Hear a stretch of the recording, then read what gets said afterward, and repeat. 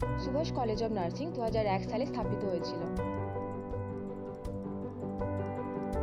আমাদের কলেজে diploma in nursing, BSc nursing, BSc imaging technology এবং ডি ফার্মাসি কোর্সেস আছে।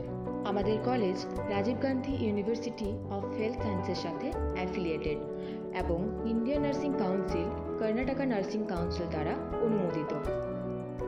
আমরা সুভাষ হসপিটাল এবং আরও অন্যান্য মাল্টি স্পেশালিটি হসপিটাল থেকে ক্লিনিক্যাল ট্রেনিং দিয়ে থাকি। কোর্স শেষ হওয়ার সাথে সাথে আমরা 100% কাজের গ্যারেন্টি নিচ্ছি। সুভাষ কলেজের নিজস্ব মাল্টি স্পেশালিটি হসপিটাল আছে।